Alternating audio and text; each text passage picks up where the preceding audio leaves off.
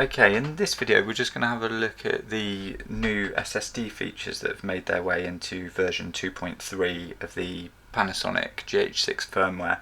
And if you're not updated yet, I'll leave a link up in the corner. Get yourself on the latest firmware and you can sort of come back to this. But essentially the firmware update for a lot of people is a little bit underwhelming, people that didn't use B-RAW. But what Panasonic have sort of failed to mention is what they've actually done in this update is managed to get almost every file video format out over the sort of dummy battery. So what that means is now you can shoot, for example, 4K 120 over a dummy battery to say like a V mount, or you can do it over the AC10. So what I've done is the firmware version has not been out for very long, but I've just been doing some testing. So okay, I've got my T7 drive just up on here. I switched the camera on. I've got SSD recording on. If you don't know how to do SSD recording, I'll just link to that. This video is not about that. So we jump into the video formats, and as you can see, as normal, I'm in PAL, so I can't shoot above 50 FPS in the normal modes. I can get up to 60 in VFR. But yeah, you've got all of those modes blacked out. And then it said in the firmware update, you know, if you plug it into the AC10 using the dummy battery, you'll get additional modes. So I plug it in, and on the AC10, which I've got, I'll link to a video on what the AC10 is. It's basically the wall adapter, which isn't always practical, but you know, this is great that I can get all these modes out over the AC10 now. And then essentially these are all available on the AC10. You can shoot everything, like every mode is there.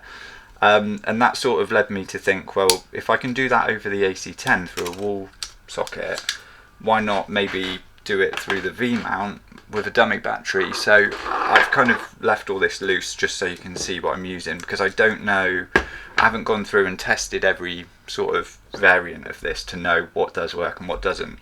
I can maybe understand now when Panasonic have still got this under verification, the T7 Shield. It's potentially now, because we've got these higher shooting modes, that there are some issues there. So it's something I'm going to have to look at now and sort of work out, you know, what can work. But what I've got here, so I've got the small rig V99 V mount, and then I've got it plugged into the Condor Blue dummy battery. I've got a video about that. You know, this exact DTAP cable. And what we'll do is just plug this in.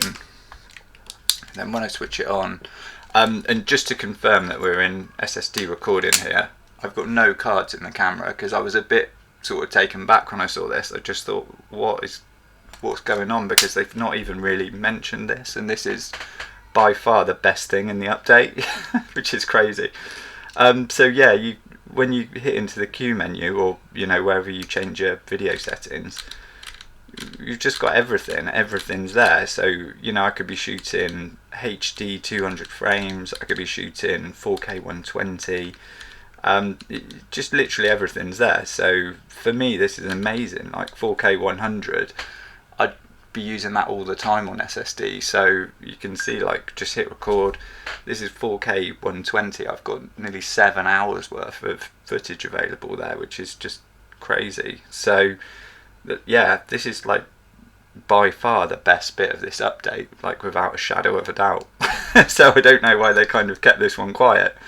It's yeah, so for anybody that was a little bit underwhelmed by the update, it's, you know, this is like, yeah, it's really good. So I'll sort of continue to keep kind of testing with it and seeing, you know, what's going on. But you know, from all the little tests I've done and pulling footage off, it just seems like you can just really record in anything now over a dummy battery into, you know, a good enough battery. So it's yeah, it just offers loads more options there, because obviously you can get a lot more footage onto SSD. It's cheaper.